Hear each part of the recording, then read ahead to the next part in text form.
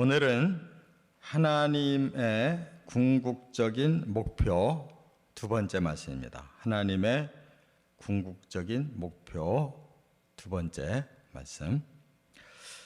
앞에서도 하나님께서는 이제 궁극적으로 이스라엘에 대해서 심판하고 버리시겠다는 것이 아니고 오히려 회개만 하면 용서해 주시고 또 본래 하나님의 선민으로서 쓰시는 그 축복을 회복시키시고 또 영원히 이스라엘을 보호하고 함께하겠다 이렇게 말씀하셨어요. 그렇기 때문에 하나님이 인류를 구원하기 위해서 샘플로 선민 이스라엘을 택하시고 그들을 하나님이 사용하시는데 하나님이 원하시는 대로 그들이 순종을 못했어요. 그래서 이스라엘의 역사는 계속 반복됩니다. 하나님 말씀을 거역하면 징계가 임하고 징계를 받으면 회개를 하고 회개하면 다시 회복시키시고 그 역사가 반복되어 왔거든요. 그러나 하나님은 궁극적으로 이스라엘을 멸망시키려고 하지 않는다는 거예요.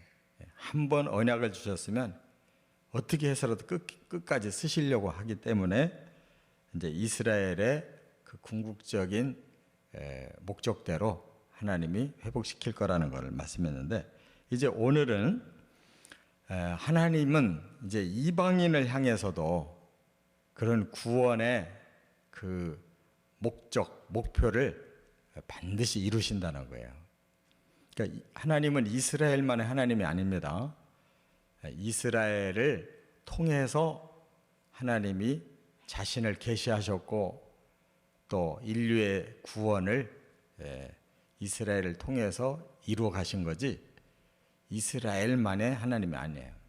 그렇기 때문에 하나님은 전 인류의 하나님이시고 이제 그 뜻을 이루시겠다 그랬는데, 오늘 시작의 말씀이 아모스의 아들 이사야가 받은 바 유다와 예루살렘에 관한 말씀이라. 그래서 이거는 유다 나라 예루살렘 성의 사람들에게 하신 말씀이 아니냐 이렇게 받아들일 수가 있는데 그런 뜻이 아니에요. 일단은 그 시대에는 바로 하나님이 누구에게 말씀을 주셔야 되냐면 유다와 예루살렘에 말씀을 주셔야 돼요. 그 시대에는 이방인의 시대가 아니잖아요. 그러나 이 말씀의 내용은 장차 이방인을 향해서 하나님이 궁극적인 목표를 이렇게 가지고 있다는 걸 밝히기 위한 말씀이에요. 그렇기 때문에 한마디로 말하면 메시아 시대를 하나님이 드러내셔서 메시아를 통해서 온 세계의 사람들을 구원하겠다. 이것이 하나님의 계획이라는 거예요. 그렇기 때문에 여기에 우리가 이제 포함이 돼서 한국 사람들도 교회가 세워지고 이 복음이 전해져서 믿었기에 우리가 이 이사야 2장 1절부터 5절의 말씀 안에 우리가 들어와 있어요. 이걸 깨달아야 됩니다. 그래서 하나님이 세 가지로 이제 전 세계의 영혼을 어떻게 구원해 나가실까 하는 걸 밝히신 거예요. 첫째, 1절과 2절에 보면 온 세계에 여호와의 전을 세우신다 하는 거예요. 여기 2절에 이렇게 말씀했어요. 말이래 여호와의 전의 산이 모든 산 꼭대기에 굳게 설 것이요 모든 작은 산 위에 뛰어나리니 만방이 그리로 모여들 것이라 이렇게 말씀했어요. 굉장히 단어가 거창하죠. 말일이라는 것은 끝이라는 말이에요. 끝날. 하나님이 말일을 계속 말씀하시는데 이거는 하나님의 궁극적인 그 마지막을 의미하는 거예요. 그래서 이제 결국은 하나님은 이스라엘에게만 집중하시던 그 하나님이 이제는 전 세계 인류를 향해서 본 마음을 그대로 드러내신다는 거예요.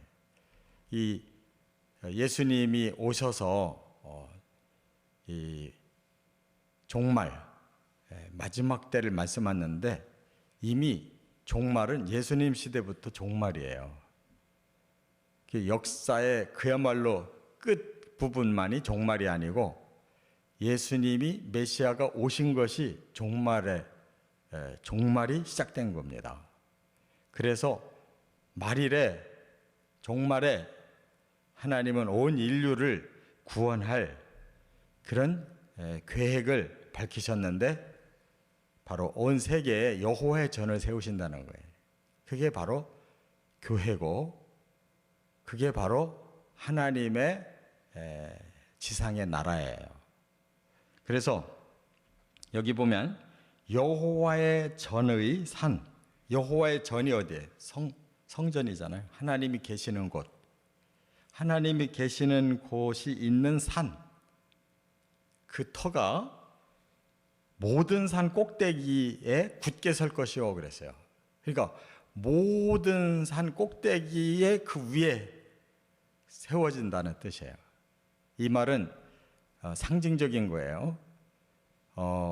지금 예루살렘에 있는 그 산을 시온산이라고 그러는데 그 산이 뭐 세계에서 제일 높아서 그런 말씀하는 게 아니고 영적인 면에서 하나님의 성전을 가장 높이는 뜻이에요. 실제로 산 높이가 높은 게 아니에요. 뭐 산이 높은 거는 뭐 히말라야 산의 그 봉들이 훨씬 높잖아요. 그러니까 영적인 의미로 세계의 모든 것보다도 더 높다. 하나님이 계시는 하나님의 전을 모든 세계의 어떤 산보다도 더 높이신다. 그것이 바로 하나님의 교회를 선포하시는 말씀이에요. 하나님이 그곳에 오셔서 임재하시고 모든 세계를 다 그 하나님의 그 전 안으로 다 모으신다는 거예요. 그래서 하나님의 교회는 온 세계에 다 세워지고 모든 인류를 다 하나님의 전으로 부르시는 거예요.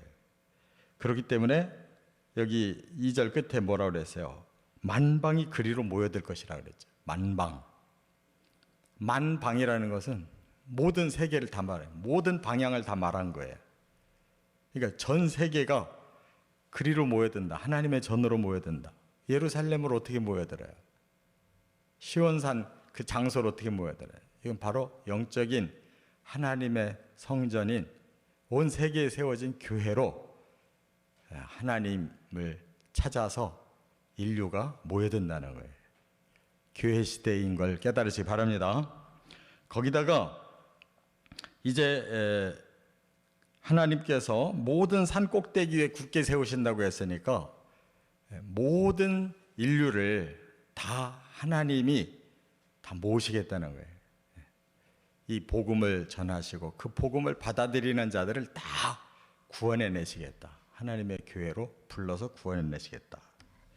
그 다음에 두 번째 3절에 보면 많은 백성이 여호와의 말씀을 배운다 그랬어요. 그러니까 이스라엘만의 사람들이 아니고 전 세계의 인류를 대상으로 하나님이 그들에게 말씀을 가르치실 때 그들이 하나님의 말씀 배우러 나올 것이다. 여기 3절에 이렇게 말씀했죠. 많은 백성이 가며 이르기를 오라 우리가 여호와의 산에 오르며 야곱의 하나님의 전에 이르자 그가 그의 길을 우리에게 가르치실 것이라 우리가 그 길로 행하리라. 전 세계 사람들이 하나님의 교회에 나와서 우리가 하나님의 말씀을 배우자 하고 모여들 것이라 했는데 바로 이 복음 시대는 계속 하나님이 주신 메시아의 복음, 예수 그리스도의 이 복음을 온 세계 사람들이 다 배우러 모여들었다는 거예요. 지금까지 이 세계 복음화가 이렇게 이루어져 왔다는 사실을 깨달으시기 바랍니다. 이것이 바로 이미 예수님 오시기 700년 전에 메시아의 시대가 올 거고 그 메시아를 통해 전 세계에 복음이 전파될 때 그들이 하나님의 말씀 앞으로 모여든다는 것이 예언되어져 있는 거고, 이게 지금 우리가 예수님이 오셔서 2000년 동안 이렇게 복음화가 전 세계에 이루어졌다, 그런 말씀이에요. 그렇기 때문에 율법은 시온에서 나온다, 이런 말씀을 지금 하셨는데, 이 말씀은 하나님의 말씀의 계시는 바로 이스라엘에게 계시를 주셨어요. 그래서 모세가 구약의 말씀을 받았고, 또 모든 선지자들이 다 이스라엘의 선지자들이 하나님 말씀을 받아서 구약 성경이 만들어졌잖아요. 그리고 예수님도 이스라엘 사람으로 오시고 처음 제자들도 이스라엘 사람들이에요. 사도 바울도 이스라엘 사람들이에요. 여기에 있는 이 신약 성경도 누가 같은 경우만 이방인 헬라 사람이지 거의 대부분이 다 이스라엘 사람이에요. 바로 하나님의 말씀이 하나님의 선민을 통해서 주어진다는 거예요. 그런데 그 말씀은 바로 온 세계를 위해서 주신 계시이기 때문에 이건 이스라엘 사람만의 성경이 아니다. 온 세계 사람들의 성경이에요. 오늘도 우리는 하나님의 말씀을 배우러 나와서 하나님의 백성이 하나님의 말씀을 배우고 있는 것임을 믿으시 바랍니다. 끝으로 세 번째는 4절과 5절에 보면 평화의 빛을 누리게 하신다 그랬어요. 그러면 하나님의 목적이 뭐냐? 전 인류를 향해서 구원을 주신다는 거예요. 그 구원을 여기 뭐라고 표현했냐면 하나님이 열방을 먼저 판단하신다고 그랬어요. 많은 백성을 먼저 판결하실 것이다. 이 말은 뭐예요? 그 복음 앞에 나오는 자가 있고 그 복음을 거역하는 자가 있을 거예요. 그러면 궁극적으로 하나님은 가를 수밖에 없어요. 이 땅이 참된 하나님의 평화가 임하려면 악한 자는 심판을 받아야 돼요. 또 하나님의 말씀에 순종하는 자들은 하나님이 구원을 하셔야 돼요. 그렇기 때문에 메시아는 바로 다시 이 일을 하러 오시는 겁니다. 사람들의 죄를 씻고 그 마음의 평화를 주기 위해 예수님이 처음 오셔서 십자가 지셨어요. 그러나 궁극적으로 인류를 구원하는 것은 마음의 평화만이 아니에요. 이 세계가 평화로운 세계가 돼야 되는 거예요. 그래서 다시 오셔요. 그래서 판결하셔요. 끝까지 악을 행하는 자를 심판하시고 그 구원 아래 모여든 자들을 이제 구원의 그 세계를 이루어 주셔야 돼요. 그래서 예수님 다시 오시는데 그때 어떤 일이 일어나느냐? 칼을 쳐서 보습을 만들고 창을 쳐서 낫을 만든다 그랬어요. 이 말은 뭐예요? 전쟁이 사라지고 사람들이 평화롭게 사는 모습을 표현한 거예요. 이 보습이라는 말이 농기구를 말하는 거예요. 그러니까 전쟁하려고 사람들이 칼을 만들고 창을 만들었는데 이제는 그런 것이 필요가 없다는 거예요. 지금은 막 서로 나라와 나라 간에 민족과 민족 간에 서로 지금 사상을 달리하고 서로 무기를 가지고 싸우잖아요.